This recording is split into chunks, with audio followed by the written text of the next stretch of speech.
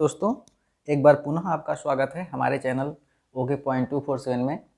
तो इस वीडियो में आज हम संसद को डिस्कस करेंगे। संसद क्या होती है, संसद के कॉन्सेप्ट, संसद पे आधारित अब तक भारत में जहाँ जहाँ एग्जाम हुए हैं वहाँ से प्रश्न को हम उठाएंगे और अपने स्वयं का मूल्यांकन करेंगे और उन नई चीज़ों को सीखेंगे जिनके माध्यम से हमारा सिलेक्शन अभी तक नहीं हो पा रहा है।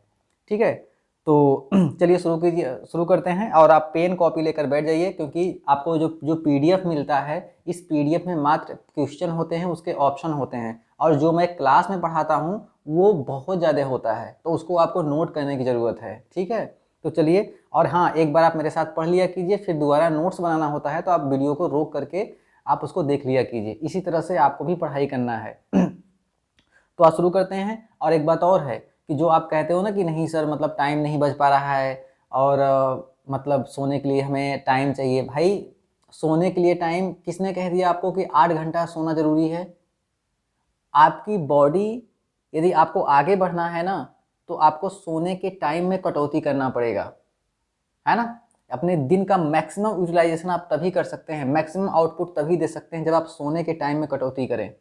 ठीक है, तो इसीलिए जब तक आप एक स्टूडेंट लाइफ में हैं, आप हर वो टाइम काट दो, मूवी का टाइम काट दो, गेम का टाइम काट दो, बाहर घूमने, बर्थडे पार्टी, मैरिज पार्टी, ये सब टाइम काट दो और पूरा टाइम लगाओ केवल और अपने लक्ष्य की तरफ। ठीक है, तो चलिए हम आगे चलते हैं। और आज का हमारा मोटिवेशन की कोट होगा, बी अ हार्ड वर्कर। आपको हार्ड वर्कर बनना है। आ रही बात समझ में? केवल वर्कर नहीं बनना है, हार्ड वर्कर बनना है। प्रैक्टिस प्रैक्टिस प्रैक्टिस प्रैक्टिस से मेक अ परफेक्ट। आपको प्रैक्टिस ही करना है, because if you shining like the sun then you are burning like the sun. यदि आपको सूरज की तरह चमकना है तो सूरज की तरह जलना भी पड़ेगा। ठीक है, यदि आप नए हो तो प्लीज़ चैनल को सब्सक्राइब कर दीजिए और बेल आइकन को भी प्रेस कर दीजिए, ताकि आने वाली हर एक वीडियो की नोटिफिकेशन आप तक पहुंचे। ठीक, तो चलिए हम शुरू करते हैं। आज संसद की बात करेंगे। ठीक, तो पहला सवाल हमारे सामने ये रहा कि भारत की संघीय व्यवस्था को किस नाम से जाना जाता है? SSC MTS 2006। ठीक, तो अब हम बात करते हैं एक बात व्यवस्थापिका को। तो हम बात करेंगे कि जो विधायिका होती है, विधायिका को ही हम क्या कहते हैं? आपको पता होगा, जो भी सरकार होती है, सरकार के जो प्रमुख जो अंग होते हैं वो 3 तरह से होते हैं। एक होती है हमारे पास न्यायपालिका, है ना, न्यायपालिका। दूसरा क्या होती है हमारे पास? वो होती है विधायिका, विधायिका। ठीक है, और तीसरा क्या होती है? कार्यपालिका।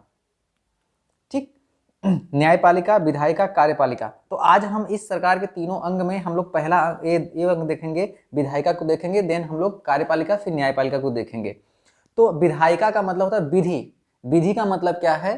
कि कानून बनाना, नियम बनाना, नीति बनाना और उन नीतियों पे बहस करना, विचार विमर्श करना। तो ये सवाल क्या कह रहा है आपके सामने कि भारत की संघीय व्यवस्थापिका को किस नाम से जानते हैं?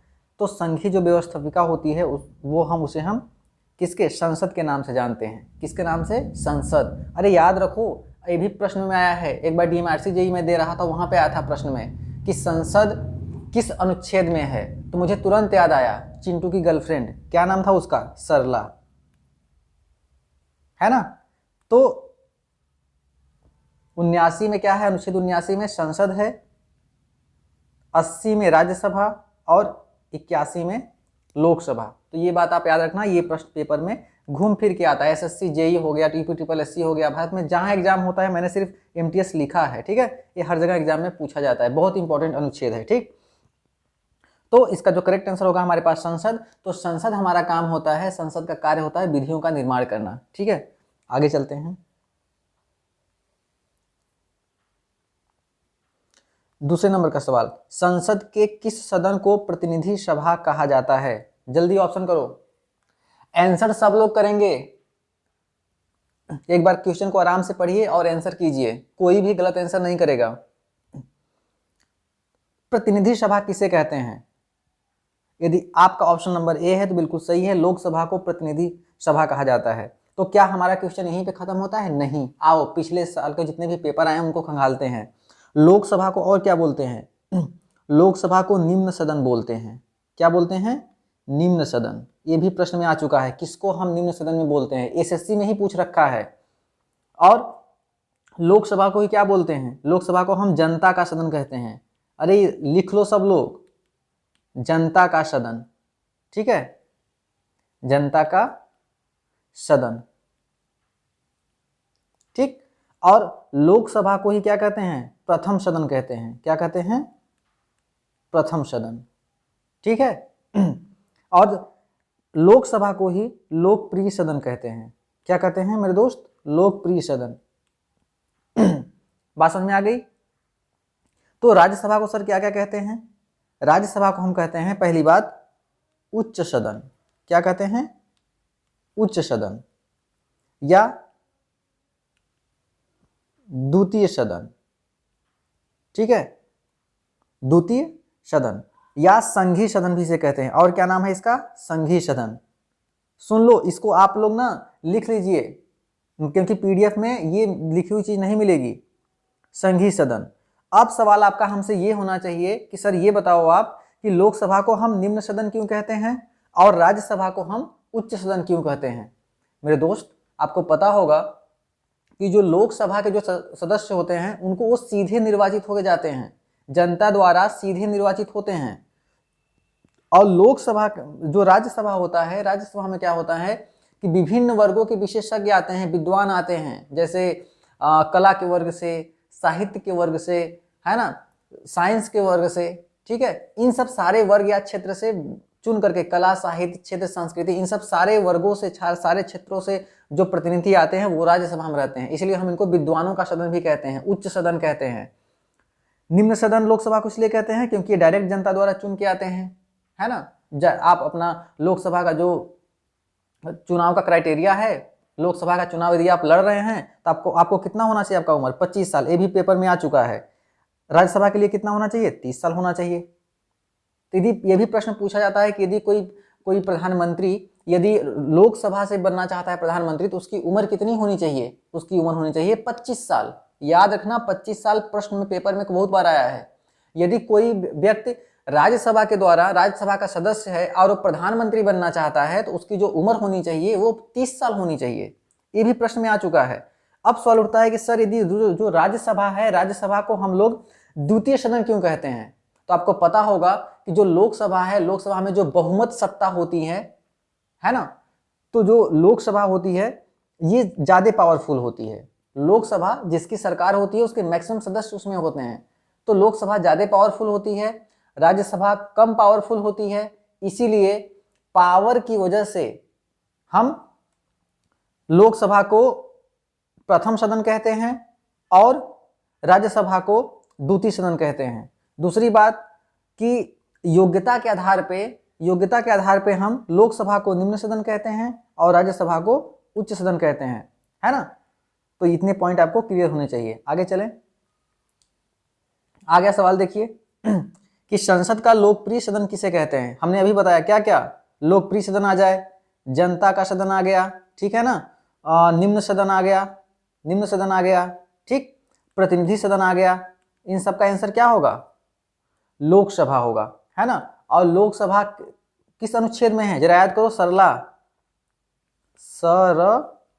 कितना 79, 80, 81। लोकसभा कितने में है, 81 में है। राज्यसभा कितने में है, राज्यसभा 80 में है, ठीक। तो एक बात और यहाँ से आप याद रखना कि जो लोकसभा, अभी मैंने बताया इसके पिछले क्या कि लोकसभा के चुनाव लड़ने के लिए कितना उम्र होना चाहिए, 25 साल। राज्यसभा के लिए कितना, 30 साल, ठीक। और जो राज्यसभा का जो सभापति होता है, राज्यसभा का जो सभापति होता है वो भारत का उपराष्ट्रपति होता है। ये बात आप याद रखना कि राज्यसभा का जो सभापति होता है वो राज्यसभा का सदस्य नहीं होता, लेकिन वो सभापति होता है ना, और वो होता है भारत का उपराष्ट्रपति। पेपर में एक बार steel authority of India limited में हमसे पूछा गया था, हम गए थे पेपर देने मुंबई में, तो वहां पूछा गया था कि ऐसा कौन सा व्यक्ति है जो सदन का सदस्य नहीं होता, सदन का सदस्य नहीं होता, फिर भी उस सदन का वो सभापति होता है, अध्यक्ष होता है। तो आपका जवाब होगा ये होता है भारत का उपराष्ट्रपति,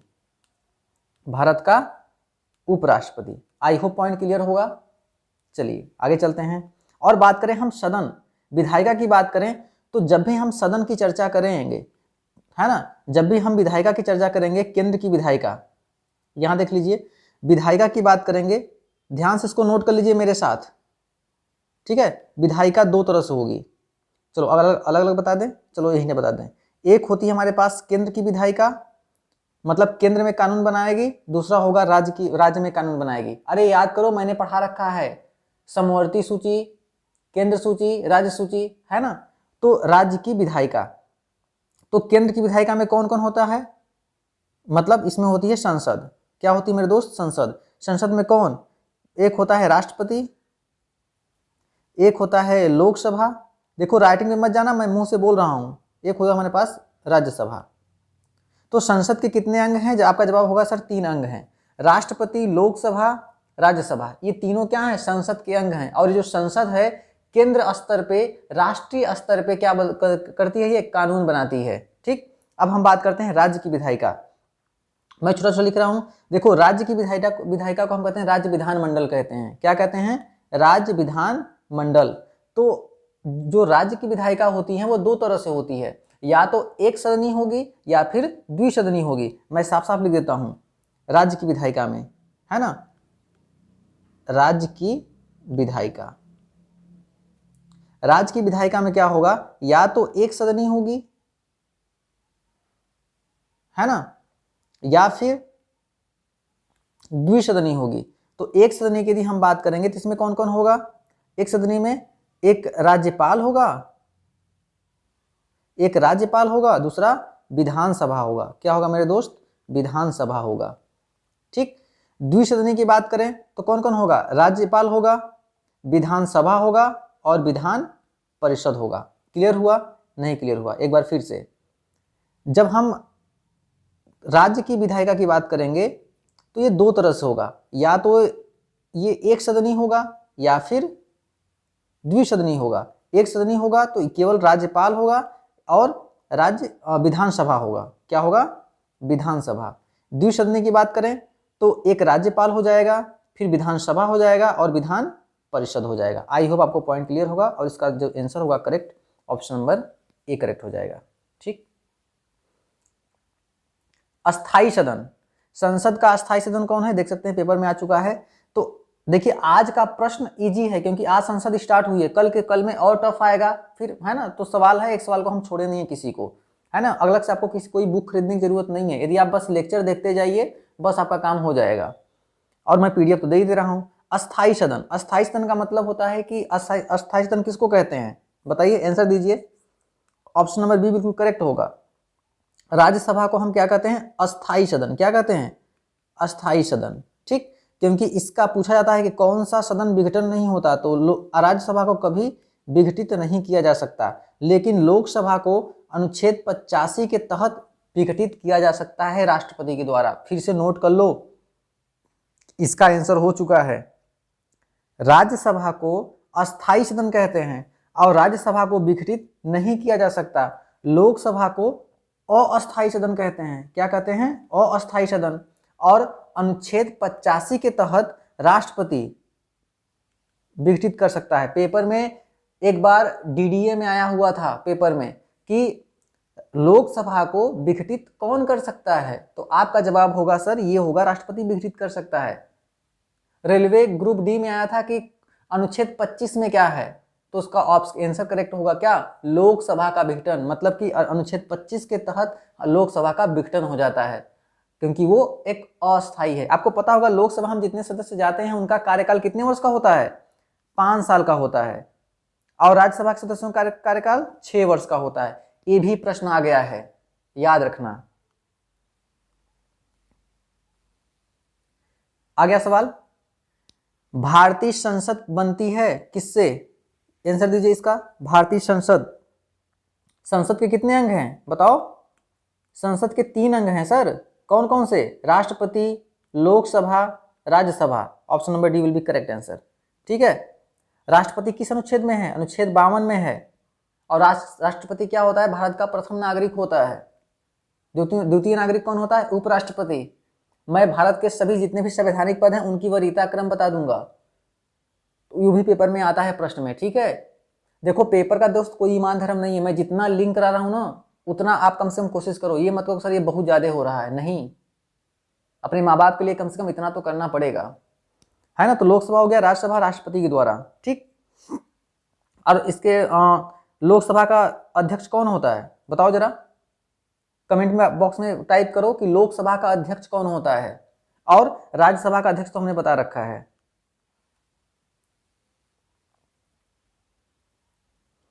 निम्नलिखित में से कौन भारत में कानून को बनाता है। कानून मतलब क्या होता है, कानून मतलब क्लियर ही नहीं है, विधि। अच्छा एक बात बताओ, हमारे भारतीय संविधान में विधियों का संरक्षण, कानून व्यवस्था कहां से लिया गया है, बताओ कमेंट बॉक्स में करके टाइप करके बताओ। है ना, मैंने पढ़ा रखा है प्रश्न, है ना, मैंने पढ़ा रखा है इसके पहले लेक्चर में।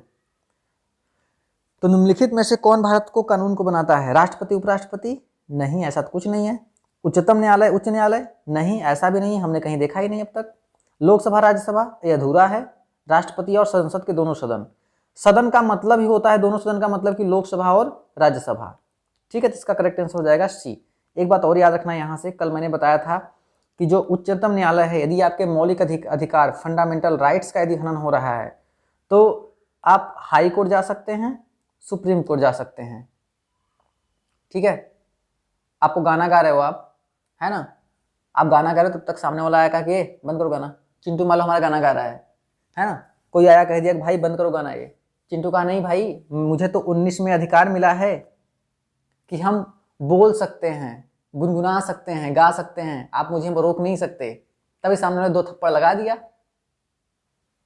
चिंटू तुरंत भागा भागा जाएगा, 1 मिनट देरी नहीं करेगा, जाएगा सुप्रीम कोर्ट, हाई कोर्ट, क्योंकि उसको पता है कि सुप्रीम कोर्ट अनुच्छेद 32 के तहत उसके मौलिक अधिकारों का उल्लंघन होने से बचाएगा, और हाई कोर्ट अनुच्छेद 226 के तहत। तो पेपर में ये भी पूछा गया, ये भी पूछा गया, ये भी पूछा गया है, ये बात आप याद रखना। और इसका जो करेक्ट आंसर हो जाएगा हमारे पास ऑप्शन नंबर सी। और एक बात और याद रखना, जो राष्ट्रपति है राष्ट्रपति है, जब किसी भी राज्य में संवैधानिक तंत्र विफल हो जाए, वहां पे लॉ इन ऑर्डर को मेंटेन करना मुश्किल हो जाए, तो राष्ट्रपति अध्यादेश जारी करता है 123 के तहत। ये भी बात याद रखना पेपर में।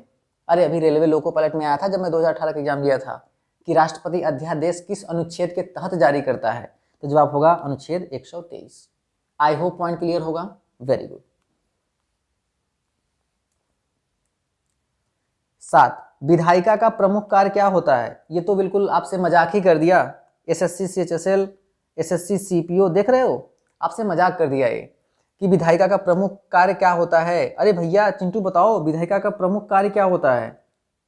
चिंटू कहेगा सर विधियों का निर्माण करना, नियम कानून का निर्माण करना। बाय डिफॉल्ट यदि मान लीजिए कि आप केंद्र से आपको क्या बोलता है कि स्वच्छ जल अभियान चल रहा है ना, या सर्व शिक्षा अभियान, सब पढ़ें सब बढ़ें चल रहा है, तो उसको कैसे एग्जीक्यूट कौन करवाएगा, विधि कौन बनाएगा। संसद में जो विद्वान बैठे हैं ना, जो प्रतिनिधि जो जनता से चुन करके गए हैं, वो वहां पे विधि बनाएंगे। विधि से ही बना है विधायक।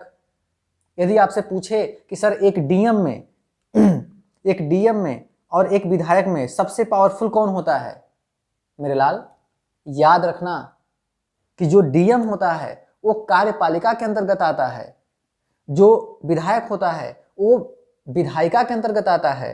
और आपको हमेशा पता होगा कि सरकार के तीनों अंग में, न्यायपालिका, कार्यपालिका, विधायिका में, कार्यपालिका की हमेशा जवाबदेही किसके प्रति होती है, विधायिका के प्रति।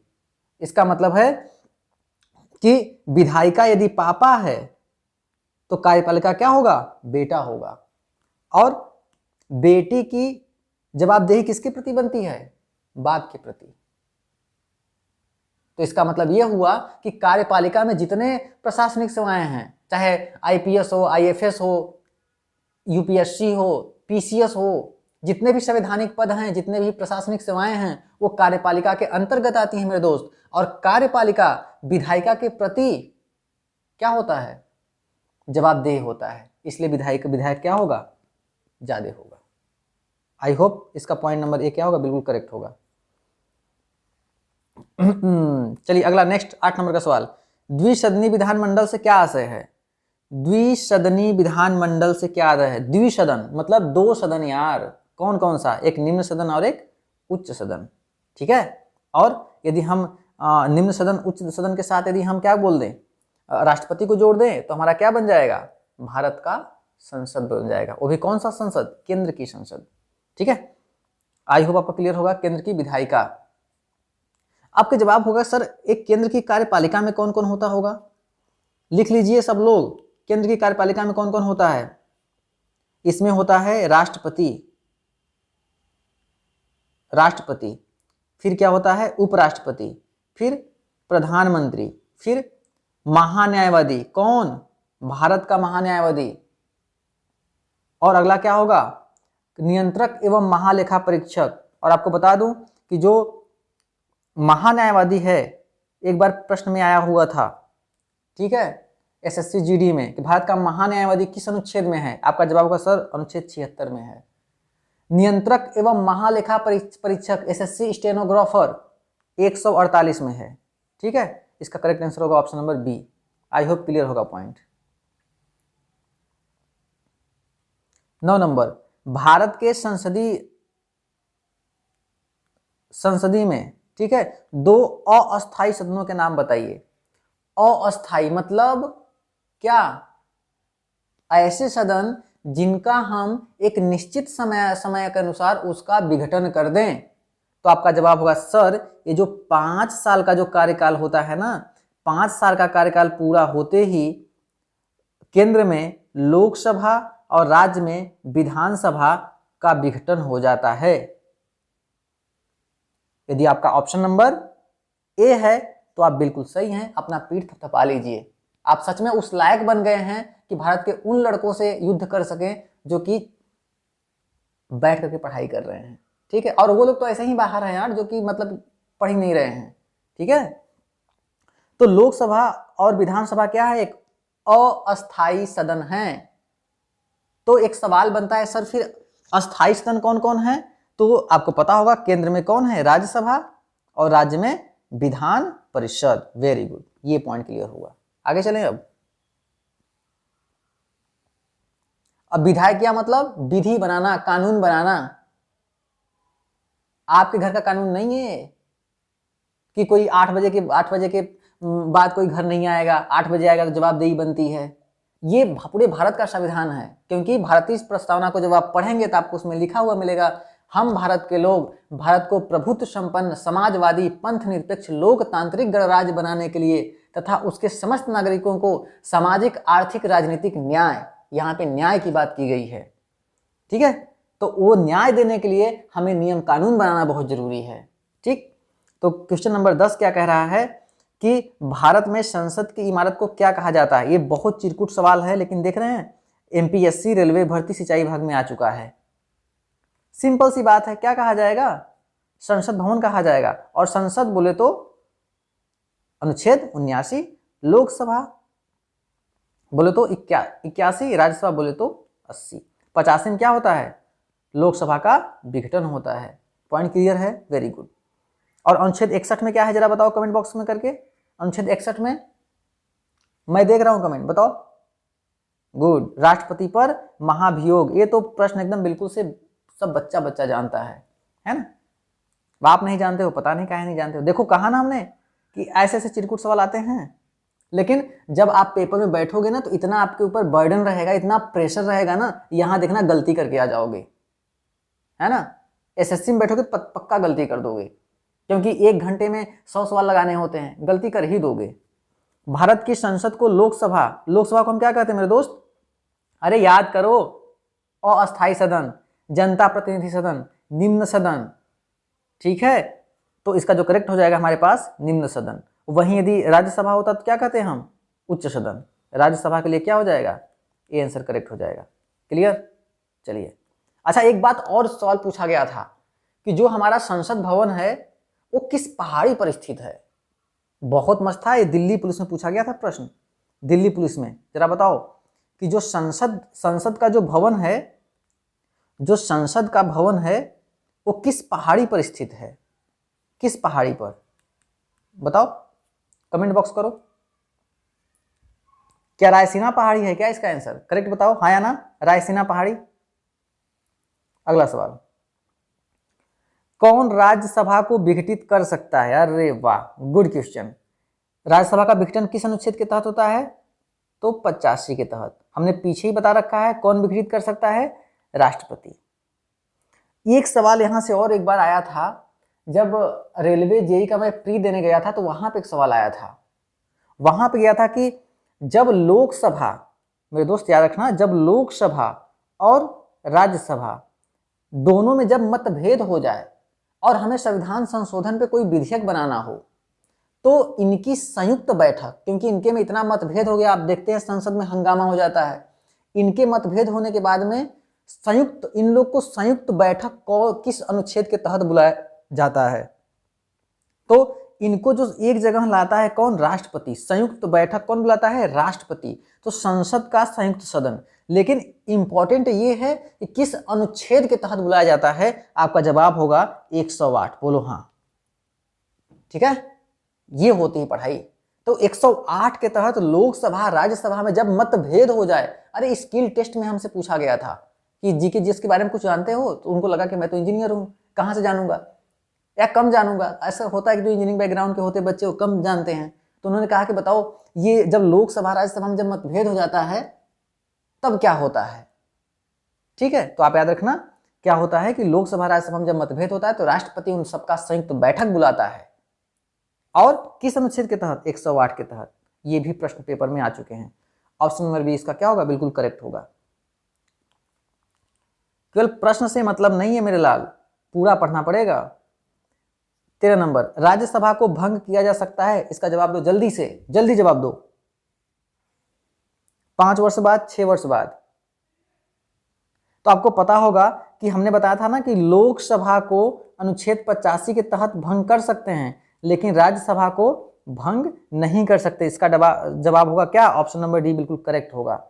और एक बात और याद रखना कि लोकसभा के सदस्यों का कार्यकाल 5 वर्ष होता है और राज्यसभा के सदस्यों का कार्यकाल कितना होता है? 6 वर्ष होता है। तो आप सोचोगे कि सर 6 वर्ष होता है तो फिर तब तो 6 साल बाद तो पूरा राज्यसभा खाली हो जाता होगा। तो नहीं, ऐसा नहीं है। प्रत्येक 2 वर्ष बाद 1/3, ये पूछा गया है प्रश्न में। मैं जो भी स्क्रीन पे लिखूंगा आप समझ जाना वो पेपर में आया ही है, क्योंकि आपको सिलेक्शन दिलवाना है, आपको विद्वान नहीं बनाना है ना। विद्वान बनना है तो पूरा नेट ज्ञान से भरा पड़ा हुआ है, आपको उतना ही पढ़ना जितना पेपर में आना है, या थोड़ा सा कुछ ज्यादा पढ़ लेना है। पूछा गया है कि प्रति वर्ष, प्रत्येक 2 वर्ष में राज्यसभा से कितने सदस्य सेवानिवृत्त होते हैं, रिटायर्ड होते हैं? आपका जवाब होगा सर 1/3, 1/3। करेक्ट। या फिर इसको हम 33% भी बोल सकते हैं, यदि आप मैथ तनिक नहीं जानते हो तो। वैसे बहुत जानते हो, ठीक है। ये देखो 14 नंबर का क्वेश्चन, राज्यसभा के सदस्यों की कुल संख्या कितनी होती है? राज्यसभा के सदस्यों की कुल संख्या कितनी होती है बताओ? तो आप याद रखना कि जो राज्यसभा के जो सदस्यों की जो कुल संख्या होती है वो होती है कितनी? 250। ऑप्शन नंबर ए बिल्कुल सही होगा। रुको रुको रुको, दूसरा का सवाल नहीं, इसमें कुछ सीख लो। राज्यसभा के सदस्यों की संख्या कितनी होती है? 250, जिसमें से 238 क्या होते हैं? चयनित होते हैं, निर्वाचित होते हैं, और प्लस के 12 को राष्ट्रपति मनोनीत करता है। ठीक है ना, ये बात याद रखना। कितने सदस्यों को? 12 सदस्यों को। और वहीं बात करें लोकसभा में, तो लोकसभा में अधिकतम सीटों की संख्या कितनी है? 552 है। करेक्ट है। चलिए देखिए आ गया प्रश्न कि राज्यसभा में मनोनीत सदस्यों की संख्या कितनी होती है। अभी मैंने बताया कि राज्यसभा के अधिकतम सदस्यों की संख्या कितनी होती है? 250, जिनमें से 238 प्लस 12 क्या होता है? जो राष्ट्रपति होता है वो मनोनीत करता है। अच्छा, लोकसभा में भी मतलब मनोनीत करता है क्या राष्ट्रपति? बताओ भाई, लोकसभा में कितनी सीटें हैं? 552। तो इसमें होता है 550 प्लस 2, इसमें 2 सीटों का मनोनयन होता है। लेकिन एक मनोनयन क्या होता है कि इस समय कैंसिल हो गया है, आंग्ल इंडो इंडियन, ठीक है ना। इनका मनोनयन होता था, जिनका बिल्कुल से प्रावधान संविधान संशोधन करके इनको खत्म कर दिया गया है। तो इसका जो करेक्ट आंसर होगा हमारे पास कितने लोगों का? 12 लोगों का। जरा सोचो 15 क्या है? आपको याद होगा कि सर 15 जब जब 1946 में जब संविधान सभा का गठन किया गया था, कैबिनेट मिशन आया था, तो 3 सदस्यीय पैनल थे। कौन कौन? एवी एलेक्जेंडर, पैथिक लॉरेंस, याद रखना प्रश्न में आया हुआ है ये, और स्टेफोर्ड क्रिप्स। इसमें महिलाओं की भी भागीदारी थी, महिलाएं भी सदस्य थी। तो उनमें महिलाओं की संख्या कितनी थी? 15। बहुत ज्यादा इंपॉर्टेंट है, प्रश्न में कई बार पूछा गया है। कि भारतीय संविधान निर्माण में या भारतीय संविधान सभा के बनने में कितनी महिला सदस्यों की संख्या थी? आपका जवाब होगा सर 15। अनुसूचित जाति अनुसूचित जनजाति की कितनी संख्या थी? भागीदारी थी 33। 7 क्या है? 7 से कुछ याद आया क्या? आपको पता होगा शिक्षा वह श्रेणी का दूध है जो जितना पिएगा उतना ही दहाड़ेगा। ये कथन है डॉक्टर भीमराव अंबेडकर, हमारे भारत की आन बान शान डॉक्टर भीमराव अंबेडकर। ये प्रारूप समिति के क्या थे? प्रारूप समिति के अध्यक्ष थे। ये बार प्रश्न में पूछा जाता है प्रारूप समिति के अध्यक्ष कौन थे? आपका जवाब होगा डॉक्टर भीमराव अंबेडकर। कितने सदस्य थे मेरे लाल? 7 सदस्य होंगे। आई होप पॉइंट क्लियर होगा। आगे चलें। चलिए चिंता मत करो, बस थोड़ा सा और, बस क्लास खत्म होने वाली है। राज्यसभा के सदस्यों का सेवा काल कितना होता है? आ गया ना, मजाक हो गया आपसे, ठीक है। राज्यसभा के सदस्यों का सेवा काल कितना होता है? ऑप्शन नंबर डी करेक्ट है, 6 साल। तो यहाँ पे बात करेंगे हम राज्यसभा, यहाँ पे बात करेंगे हम लोकसभा। इनके सदस्यों का कार्यकाल कितना होता है? 6 साल होता है। इनके सदस्यों का कार्यकाल कितना होता है? 5 साल होता है, आप जानते हैं जनरली। राज्यसभा में यदि कोई सदस्य बनना चाहता है तो उसकी जो उम्र होनी चाहिए कितना होनी चाहिए? 30 साल होनी चाहिए। ये पेपर में आया है, याद रखना, पेपर में सब आया है। और लोकसभा के लिए कितना होना चाहिए? 25 साल होना चाहिए। पूछा गया था एक बार प्रश्न, Uttar Pradesh public service commission PCS में प्रश्न आया था कि जो साधारणतः आम तौर पे जो प्रधानमंत्री बनता है किस सदन का सदस्य होता है मेरे दोस्त? पीसीएस में प्रश्न आया था, याद रखना, पीसीएस में आया था प्रश्न कि जो प्रधानमंत्री होता है आमतौर पे किस सदन का सदस्य होता है? आपका जवाब होगा सर लोकसभा का, करेक्ट। देखिए आ गया ना प्रश्न, राज्यसभा के कितने सदस्य प्रत्येक 2 वर्ष में निर्वाचित होते हैं? है ना, देखो प्रत्येक 2 वर्ष में निर्वाचित भी होते हैं और 2 वर्ष में क्या होते हैं? रिटायर्ड भी होते हैं, आरटीडी, रिटायर्ड भी होते हैं। कितने? तो जवाब होगा 1/3। क्यों? क्योंकि रिटायर्ड भी कितने होते हैं? 1/3। 1/3 रिटायर्ड होते हैं, तो उसी साल 1/3 लोग क्या कर लेते हैं? भर लिए जाते हैं। जैसे हमारे यहाँ इसमें बिजली विभाग में जब रिटायर्ड होंगे लोग तो वैकेंसी आएगी, जब रिटायर्ड ही नहीं होंगे या फिर रिटायर्ड होंगे तब वैकेंसी आएगी। दूसरा रीजन होता है क्या? जब आपके प्रोजेक्ट को एक्सटेंड कर दिया जाए, बढ़ जाता है, या फिर नया प्रोजेक्ट लग रहा होता है, उसको एग्जीक्यूट करने के लिए हमें एम्प्लॉय की जरूरत पड़ती है तो वैकेंसी आती है, सिंपल, ठीक है। तो 1/3 हो जाएगा। आगे चलें, बाकी ये ऑप्शन क्या होगा? गलत होगा। राज्यसभा के सदस्यों का चुनाव किसके द्वारा किया जाता है? ये तो बड़ी इंपॉर्टेंट चीज आ गई। राज्यसभा के सदस्यों का चुनाव किसके द्वारा किया जाता है? जनता द्वारा नहीं, जनता द्वारा लोकसभा का चुनाव होता है। लोकसभा द्वारा नहीं, ऐसा भी नहीं है। विधानसभा के चुने हुए सदस्यों के द्वारा। बताओ इसका answer. Option number D correct answer होगा, ठीक है। अरे सॉरी, ए, ठीक। तो ये हो गया राज्यसभा। और एक बात याद रखना कि राज्यसभा का जो सभापति होता है वो क्या होता है? उपराष्ट्रपति होता है। उपराष्ट्रपति होता है। उपराष्ट्रपति का विवरण किसमें मिलता है? अनुच्छेद 63 के तहत, ठीक है। और एक अनुच्छेद 72 याद कर लेना भाई। अनुच्छेद 72 में है राष्ट्रपति की क्षमादान शक्ति। प्रश्न में पूछा जाता है मृत्यु दंड। हमें चिंटू एक लोग का मर्डर कर दिया था मेरा।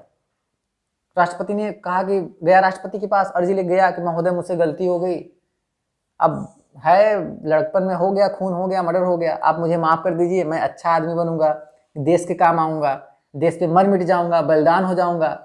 मेरी स्थिति उस समय, मेरी मानसिक स्थिति सही नहीं थी, मैं पागल हो गया था, दौरा पड़ गया था। राष्ट्रपति ने कहा ठीक ठीक ठीक ठीक, रुको, मेरे पास एक शक्ति है, चिंता मत करो, 72, अनुच्छेद 72, और इस शक्ति के तहत चिंटू मैं तुम्हें माफ करता हूँ, जाओ तुम अपनी जिंदगी जी लो। चिंटू खुश हो गया, आके फिर नौटंकी करना शुरू कर दिया। तो अनुच्छेद 72 के तहत राष्ट्रपति मृत्यु दंड को भी माफ कर सकता है। आई होप क्लियर हुआ मेरे दोस्त, ठीक है। 63 में उपराष्ट्रपति, और उसी राष्ट्रपति को 61 में महाभियोग के द्वारा हटा सकते हैं। और महाभियोग की प्रक्रिया हम कहां से लिए हैं? अमेरिका से लिए हैं, ठीक। आगे चलते हैं। आ गया प्रश्न, राज्यसभा का सभापति कौन होता है? तो राज्यसभा का जो सभापति होता है भारत का राष्ट्रपति नहीं, प्रधानमंत्री नहीं, लोकसभा का अध्यक्ष नहीं, भारत का उपराष्ट्रपति करेक्ट आंसर हो जाएगा, है ना। अब टाइम हो गया, जल्दी जल्दी खत्म कर लेते हैं इसको। ये देख सकते हैं कितनी बार प्रश्न आया हुआ है, ठीक है। 20 नंबर, निम्नलिखित में कौन सा एक प्रावधान भारतीय संविधान के अंतर्गत संसद के सदस्यों को विशेषाधिकार तथा उन्मुक्तियों को निर्धारित करता है? विशेषाधिकार, ये तो इतने जितने स्टार हैं उतने स्टार लगा लो आप, क्योंकि ये पीसीएस में आ चुका है, यूपीएससी में आ चुका है। मैं लिखा क्यों नहीं हूँ? क्योंकि एसएससी के बुक से मैंने क्वेश्चन उठाया है, क्योंकि मैं पीसीएस की आईएएस की तैयारी कर रहा हूँ, तो मुझे मालूम है कि सवाल वहाँ भी आ चुका है। तो इसका जो करेक्ट आंसर होगा 105 विशेषाधिकार। 110 में क्या है मेरे दोस्त? वित्त विधेयक। अरे याद कर लो, मजाक मत करो। इसमें क्या है? वित्त विधेयक। क्या है? वित्त विधेयक। और एक बात और याद रखना, प्रश्न में एक बार आया था रेलवे में, एनटीपीसी स्टेशन मास्टर में, वहां पे पूछा गया था कि वित्त विधेयक हम कहां पेश कर सकते हैं, तो आपका जवाब होगा वित्त विधेयक हमेशा केवल लोकसभा में आता है। आई होप क्लियर हो रहा हो प्रश्न। 85 में क्या है? लोकसभा का क्या है? विघटन है। 108 में क्या है? संयुक्त बैठक है। संयुक्त बैठक है। क्लियर हुआ? आगे चलें। निम्नलिखित में से कौन सा संसद का अनन्य भाग नहीं है? बताओ, संसद का कौन सा भाग नहीं है?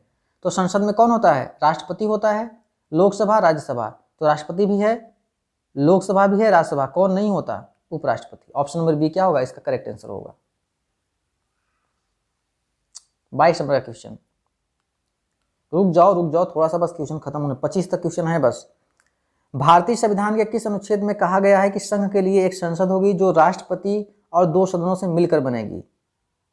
बताओ, किस संघ के लिए कहा गया कि एक संसद होगी? मतलब संसद का अनुच्छेद पूछा है। अरे याद करो, चिंटू की गर्लफ्रेंड क्या नाम है उसका? बुलाओ उसको, सरला नाम है। सर ये हो गया हमारे पास कितना? 79, 80 और 81। तो ऑप्शन नंबर बी क्या होगा? करेक्ट होगा। 61 में क्या है? 61 में महाभियोग। क्या है? महाभियोग है। ठीक है, महाभियोग राष्ट्रपति पे लगा के उसको हटा सकते हैं। और महाभियोग ये भी पूछा गया था एक बार पीसीएस के इंटरव्यू में कि महाभियोग हम कब लगाते हैं?